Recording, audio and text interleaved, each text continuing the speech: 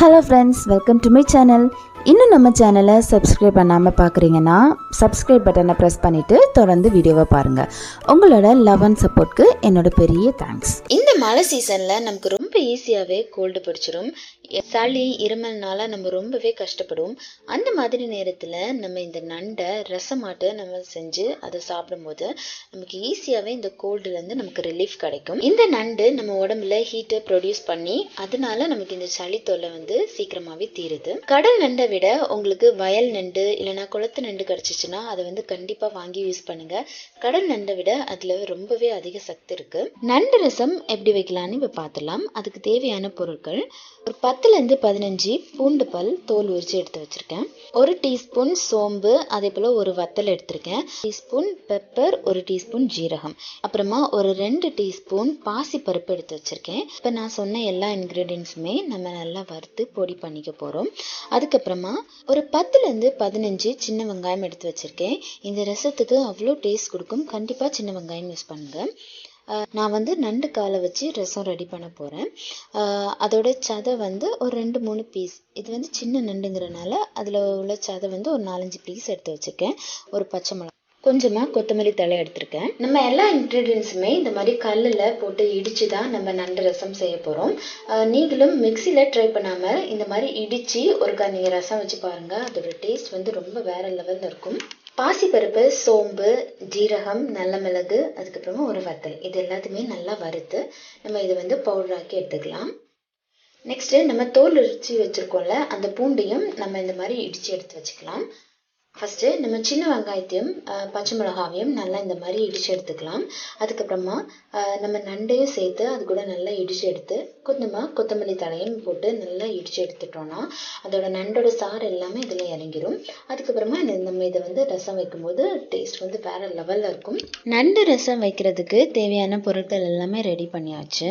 அடுத்ததாக ரசம் வைக்கிறதுக்காக நம்ம நண்டோட கால்கள் எடுத்துருக்கோம்ல, அதையும் இந்த மாதிரி நல்லா இடித்து நம்ம ரசத்தில் சேர்த்துக்கிட்டோன்னா அந்த நண்டோட ஃப்ளேவர், சார் எல்லாமே ரசத்தில் இறங்கி அவ்வளோ சூப்பராக இருக்கும். நம்ம இப்போது ரசம் வைக்க ஆரம்பிச்சிடலாம். அதுக்காக ஒரு பாத்திரத்தில் தேங்காய் எண்ணெய் ஊற்றிருக்கேன். கொஞ்சமாக கடுகு, உளுத்தம்பருப்பு, கருவேப்பிலை எல்லாம் சேர்த்துக்கலாம். நம்ம இடித்து வச்ச பூண்டையும் சேர்த்து நல்லா வதக்கி எடுத்துக்கலாம். அந்த பூண்டோட பச்சை வாசனை போகிறது வரைக்கும் நல்லா நம்ம வதக்கி எடுத்துக்கலாம். அதுக்கப்புறமா வெங்காயம், நண்டு, கொத்தமல்லி எல்லாம் சேர்த்து இடித்து வச்சுருக்கோம்ல, அதையும் சேர்த்து நல்லா நம்ம வதக்கி எடுத்துக்கலாம். இதோட மனம் ரொம்பவே அருமையாக இருக்குது. இது கொஞ்சம் நல்லாவே வதங்கியாச்சு. இனி இதில் நம்ம கொஞ்சம் மசாலாஸ் ஆட் பண்ணிக்கலாம். ஒரு 1/4 டீஸ்பூன் மஞ்சள் தூள் சேர்த்துக்கலாம். அதே போல் ஒரு 1/4 டீஸ்பூன் வத்தல் தூள், 1/4 டீஸ்பூன் மல்லித்தூள், இது எல்லாத்தையுமே சேர்த்து நம்ம நல்லா வதக்கி எடுத்துக்கலாம். அந்த மசாலா பொடியோட நெடி போகிறது வரைக்கும் நம்ம வறுத்து எடுத்துக்கலாம். மசாலாலாம் நல்லா வதங்கியாச்சு. இனி இதில் நம்ம தண்ணி சேர்த்து நல்லா கொதிக்க வச்சு எடுத்தோன்னா நமக்கு ரசம் ரெடி ஆயிரும். ஸோ நான் இங்கே ஒரு 4 கப் அளவுக்கு தண்ணி எடுத்திருக்கேன். இந்த ரசம் நல்லா கொதிக்க விட்டு ஒரு 3 கப் அளவுக்கு வந்ததுக்கப்புறமா நம்ம ஆஃப் பண்ணியிருக்கலாம்.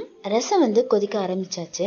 இனி இந்த கொதிக்கிற ரசத்தில் நம்ம பாசிப்பருப்பு, நல்ல மிளகு, ஜீரகம் எல்லாம் நம்ம பொடி பண்ணி வச்சுருக்கோம்ல, அந்த பொடியும் சேர்த்து, அதுக்கப்புறமா நம்ம நண்டு காலை நசுக்கி வச்சுருக்கோம்ல, அந்த காலையும் சேர்த்து நல்லா நம்ம கொதிக்க விட்டோம்னா நமக்கு சூப்பரான ரசம் ரெடி. இந்த ரசத்துக்கு தேவையான உப்பு சேர்த்துக்கலாம்.